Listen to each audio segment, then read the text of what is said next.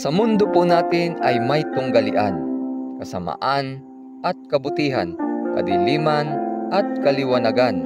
Hinahanap po ba natin ang kapayapaan at katotohanan? Inyo pong subaybayan ang lakad sa liwanag.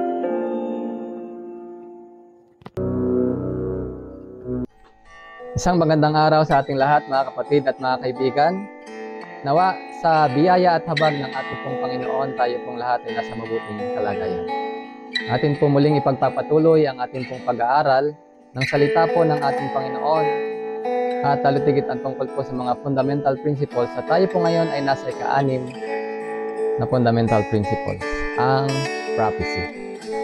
Tayo po ay manalangin. O dakila naming Ama na nasa langit, purihin ka sa pagkakataon at sandaling ito na narito muli po kami mag-aaral ng iyong salita. Naway samahan kami ng inyong banal na Espiritu at matutunan namin ang mga katotohanan at ang mga bagay na dapat po naming malaman dito po sa banal na kasulatan. At pagpalain po ang aming mga tagapakinig at tagapanood sa programang ito ng Lakad sa Liwanag. Tawad naman sa aming pagkukulang at pagkakasala namin dalangin ang lahat sa pangalan ng anak namin Panginoong Hesus. Amen.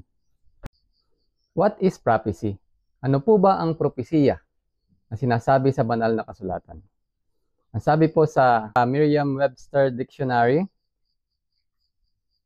an inspired utterance of a prophet, the function or vocation of a prophet, specifically the inspired declaration of divine will and purpose, a prediction of something to come.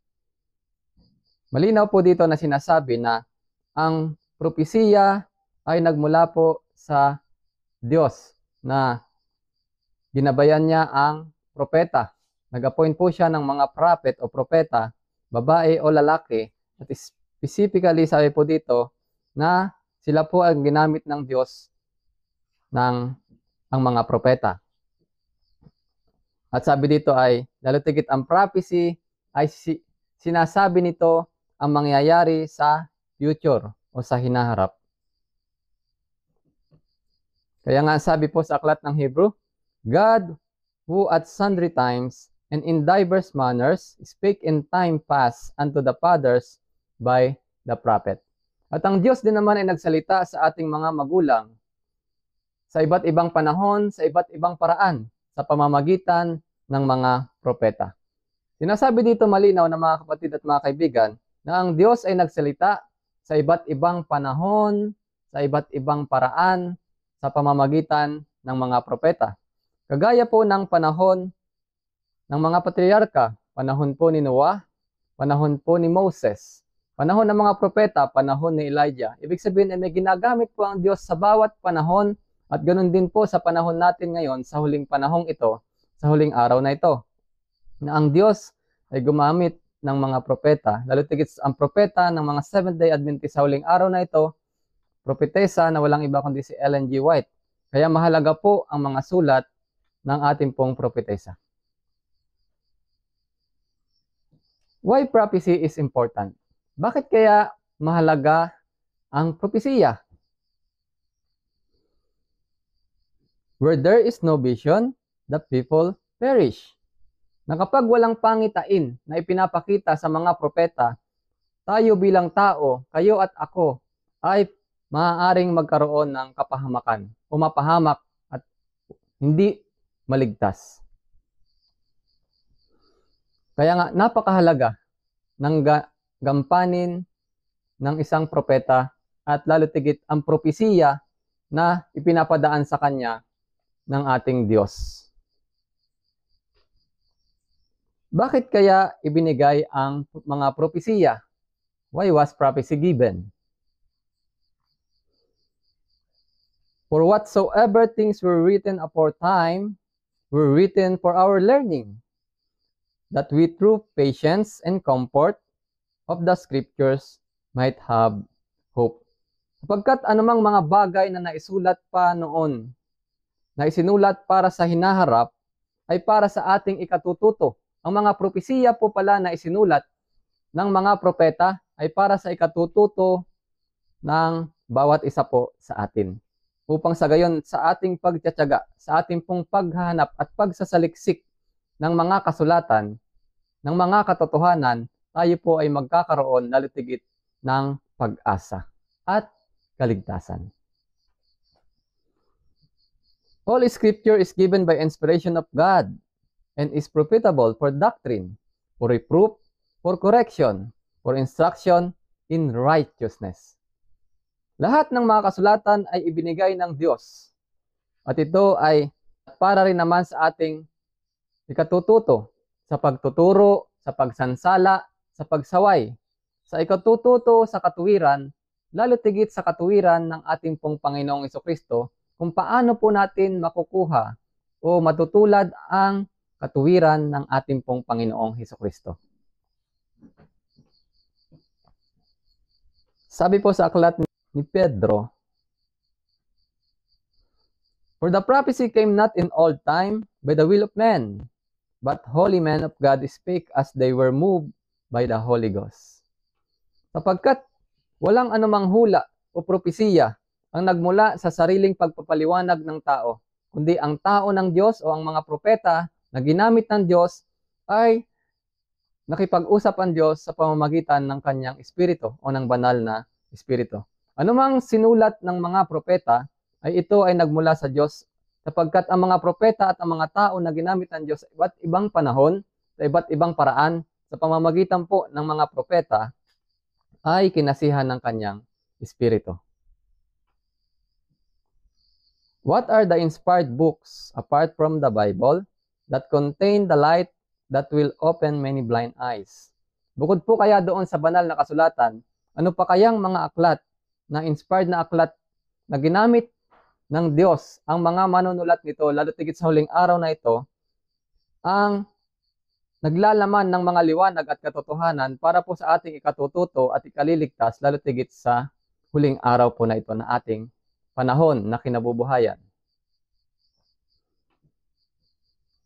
Instruction has been given me that the important books containing the light that God has given regarding Satan's apostasy in heaven should be given a wide circulation just now, for through them the truth will reach many minds.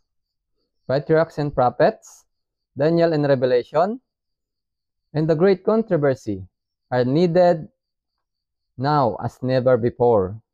They should widely circulated because the truths they emphasize will open many blind eyes. Malinaw po dito na ibinigay sa ating pong propetesa na si Ellen White ang instruction o ang utos ng Panginoon na ang mga librong ito, ang sabi po dito ay magbibigay ng liwanag at katotohanan sa atin, sa mga tao sa huling araw na ito, lalo tigit ay malalantad ang mga ginawa ni Satanas na mga apostasiya. At kailangang maipalaganap ang mga aklat na ito. Ang mga aklat na ito po na sinabi dito ay ang Patriarchs and Prophet, Daniel and Revelation, at ang Great Controversy o ang Dakilang Tunggalian. Ang mga aklat na ito po pala ay mag-open o magbubukas ng ating pong mga mata. Mga nabulag na mata, nabulag ng mga kasamaan, nabulag ng mga kasinungalingan. Ibig sabihin ay yung gawa ng kaaway ay malalantad. At ang mabubuksan po sa ating mga mata ay ang mga katotohanan, lalo tigit ang kahalagahan po ng mga propesiya. Many of our people had been blind to the importance of the very books that were most needed, had taught and skilled them, been shown in the sale of these books, the Sunday Law movement would not be where it is today. Ang kahalagahan ng mga aklat na aking pong nabanggit kanina, na magbubukas sa ating mga mata, nagbibigay ng kaliwanagan sa mga propesiya at mga katotohanan, lalo tigit sa huling araw po na ito, ay marapat na ito daw po ay maipalaganap sa buong sanlibutan, lalo tigit sa mga tao. At sapagkat dahil din sa mga aklat na ito, ay nalaman po natin bilang bayan ng Diyos ang tungkol po sa Sunday Law. In the Desire of Ages, Patriarchs and Prophets, and in the Daniel and the Revelation, there is precious instruction. These books must be regarded as of special importance, and every effort should be made to get them to the people. Ang mga aklat daw po ng Desire of Ages, Patriarchs and Prophet, and Daniel and the Revelation ay napakaraming mga katotohanan, mahalagang mga katotohanan at propesiya na dapat pong malaman ng bawat isa. Malaman ninyo at malaman ko ang mga katotohanan at propesiya ng mga aklat na ito ay lubhang mahalaga, mga kapatid at mga kaibigan. This book must be regarded as in special importance. At sabi po dito, lahat ng ating magagaway atin ang gawin upang maipabahagi, maipabigay sa mga tao ang mga aklat na ito upang malaman din nila ang mga katotohanan at propesiya po dito. Kaya, mga kapatid at mga kaibigan, maaaring meron po tayong aklat ng Desire of Ages, o Bukal ng Buhay. Meron din tayong aklat ng Patriarchs and Prophets, Patriarka at mga Propeta. Meron din po tayong aklat ng Dakilang Tunggalian. Ngunit meron po kaya tayong kopya ng aklat ng Daniel and the Revelation? Kung wala po ay, you must have one.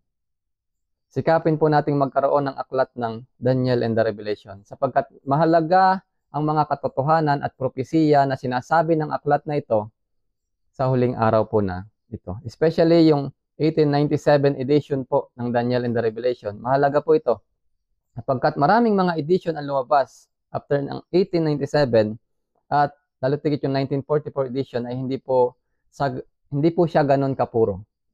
Mas maganda po yung 1897 edition ng Daniel and the Revelation. Kaya nga sabi pa dito sa pagpapatuloy ay Daniel and the Revelation, Great Controversy, Patriarchs and Prophet, and Desire of Ages should now go to the world. The grand instruction contained in Daniel and Revelation has been eagerly perused by many in Australia. This book has been the means of bringing many precious souls to a knowledge of the truth. Everything that can be done should be done. To circulate thoughts on Daniel and Revelation, I know of no other book that can take the place of this one. It is God's helping hand. Ito po ang sabi ng ating propetisa malinaw na sa mga aklat na ito na nabanggit, ang Daniel and Revelation na aklat ay lubhang mahalaga. Na sinasabi po dito na ang napakaraming mga tagubilin ng Diyos ay nasa aklat po ng Daniel and Revelation. At ito po ay magdadala ng maraming mga kaluluwa sa harapan ng Diyos at mamumulat po sila sa mga kaalaman ng mga katotohanan, lalo tigit sa huling araw na ito, mula sa panahon noon, lalo tigit sa panahon natin ngayon, at sa panahon, lalo tigit sa ikalawang pagbabalik ng ating pong Panginoong Hesukristo. At sabi po dito, sabi pa mismo ng ating pong propetesa na si Ellen White, I know of no other book that can take the place of this one. It is God's helping hand. Ito po ang tumutulong. Ito ang katuwang ng Diyos sa pagpapalaganap ng mga propesiya at katotohanan sa huling araw po na ito. How to become a successful student of prophecies. Paano ba maging isang matagumpay na mag-aaral ng mga propesiya? Those who are preparing to enter the ministry, who desire to become successful students of prophecies, will find Daniel and the Revelation an invaluable help. They need to understand this book. Sabi po dito ay, sa mga nagnanais na maging isang matagumpay na mag-aaral ng propesiya, na gustong magkaroon ng ministry o ministeryo, gawain ng Panginoon, at gustong maging matagumpay na mag-aaral ng propesiya, ay ang Daniel and Revelation na aklat ay malaki pong tulong sa atin. At kailangan daw po na maintindihan o maunawaan natin ng lubos ang aklat na ito ng Daniel and Revelation. At ang mga propesiya na nakasulat po dito. It speaks of past, present, and future, laying out the path so plainly that none need hear therein. Sapagkat sinasalita ng Daniel and Revelation, nilalaman po nito at tinutukoy ng aklat na ito ang nakaraan, ang pangkasalukuyan, at ang hinaharap pa ng mga mangyayari sa ating pong sanlibutan. Those who will diligently study this book will have no relish for the cheap sentiments presented by those who have a burning desire to get up something new and strange to present to the flock of God. The rebuke of God is upon all such teachers. The great essential questions which God would have presented to the people are found in Daniel and the Revelation. Everyone needs the light and information it contains. Sa lahat ng mga nag-aral ng mabuti o nagsaliksik ng mabuti at pinag-aralan po ang aklat ng Daniel and Revelation, ay wala ng panahon o hindi na dapat pansinin pa yung mga magpe-present o yung mga magsasabi ng mga interpretasyon sa aklat po ng Daniel and Revelation, o lalo tigit doon sa mga nagpapahayag na ito ay may bago ng interpretasyon sa aklat na ito. Yung literal ay gagawin ng symbolical, mga ganun po ba, mga pagpapahayag, ay nasabi dito, kapag may nagtuturo ng ganun, ay the rebuke of God, yung pagsaway ng Diyos, ay ito na, ibinibigay na sa kanya, sapagkat ang aklat na ito ay ang Diyos ang nagpahayag doon po sa nagsulat ng aklat na ito. At sinabi din mismo ng ating pong propetesa na si Ellen White. At ang marami pong mga katanungan tungkol sa propesiya at ang karamihan po kasi ng mga propesiya ay nasa aklat po ng Daniel and Revelation.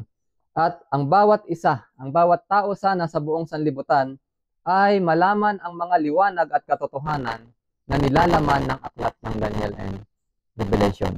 Especially yung mga propesiya po sa aklat na ito na may kinalaman sa huling araw.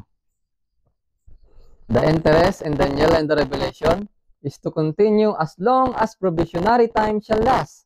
God used the author of this book as a channel through which to communicate light, to direct minds to the truth. Malinaw po na sinabi mismo ng ating pong propetesa na yung pong aklat na Daniel at Revelation na sinulat po ni Uriah Smith na ating pioneers ay ginamit daw ang author o ang manunulat ng aklat na ito ng Diyos upang maging channel sa mga tao, ma-interpret niya ang mga propesiya sa aklat na ito at upang sa gayon ang mga katotohanan ay mahayag sa mga tao lalo tigit sa huling araw po na ito, especially tayo po ng mga Seventh-day Adventists. At sa lahat ng mga tao na nagnanais na pag-aralan po ang propesiya ng Daniel at Revelation. Ano naman kaya po ang dapat nating gawin? Ang kailangan po nating gawin ay to embrace the light and avoid darkness. Paano kaya?